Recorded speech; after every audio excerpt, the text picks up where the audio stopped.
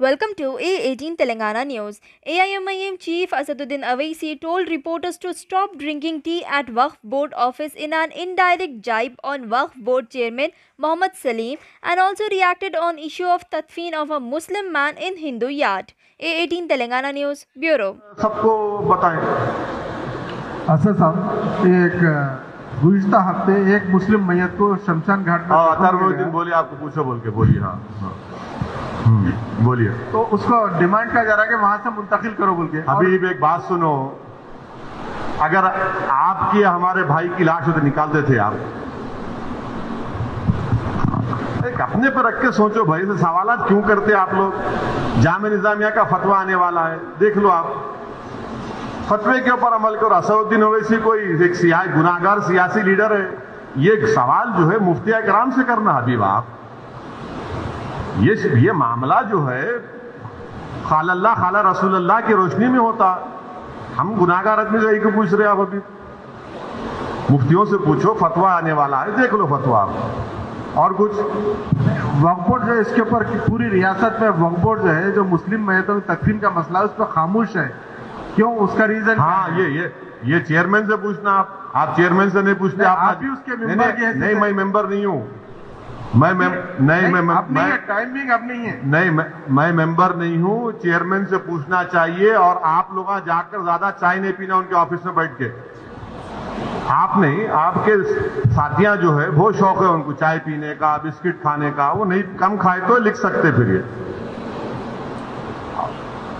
अब मेरे पूरे मुसलमानों से अपील ये है कि हम तमाम को एक पॉलिसी और एक उसूल बनाना चाहिए कि हमारे मस्जिदों में जो 65 साल के ऊपर ज़ईफ हैं, उनको हम रोके कम से कम 1 जून के पूरे महीने ख़त्म होने तक, क्योंकि उनके जिस्म में इम्यूनिटी कम हो जाती है।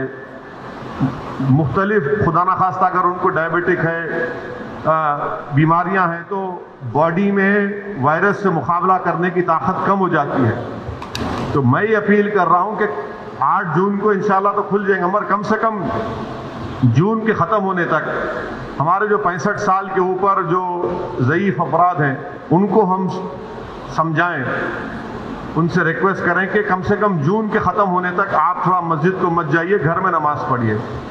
जो नौजवान हैं, जो ज़रा मस्जिदों को कम जाते, अब वो जाकर मस्जिद को आबाद रखें।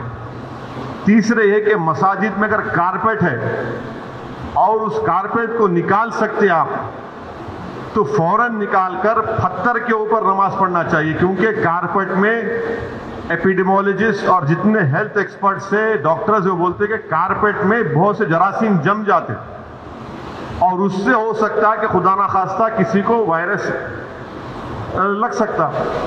तो चौथी बात, काम हमको ये करना चाहिए कि मसाजिद में बैतुल खला और वजू का इंतजाम ना रखें, क्योंकि वो वजू करते, कुली करते, और फिर आप आके नमाज पढ़ते, तो लोग घर से ही अपने वजू कर आए, और नमाज जब पढ़ेंगे तो नहीं मालूम, मुफ्ती इकराम को फैसला करना है कि अगर पूरी दुनिया में जहाँ जहाँ मसाजिद खोले गए, चाहे वो मस्जिद नबवी हो, हरम शरीफ मक्के में हो, या टर्की हो, या दूसरे मुकामात पर, हमेशा की तरह जो खंडे से खंडा मिलाकर सब बनती थी, वैसा नहीं बन रही अब।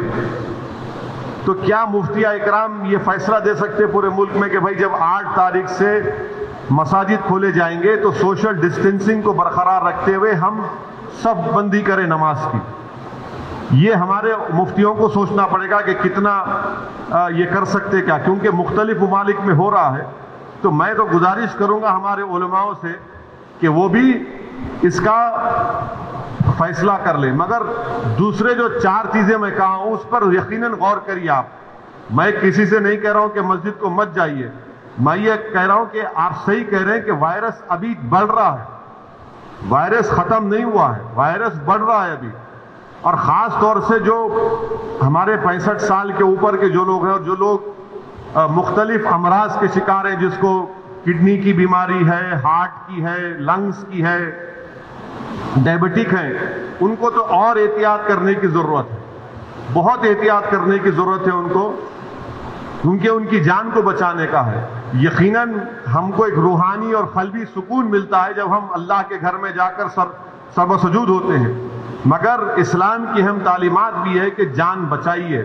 اور اگر خدا نہ خواستہ کسی کو یہ وائرس ہوتا ہے تو پھر ان کے گھر والوں کو، ان سے جو ملاقات کیے، پھر ایک نیا سلسلہ شروع ہوتا ہے ٹریسنگ کا. پرائمری کانٹیکٹ کون تھے، سیکنڈری کانٹیکٹ کون تھے.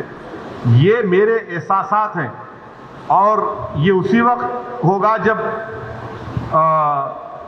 ہمارے تمام مفتیاء اکرام، چاہے وہ کسی بھی مکتب فکر کے ہوں، وہ اس کا ایک اجتماعی طور پر نوٹ لے کر سب کو بتائیں.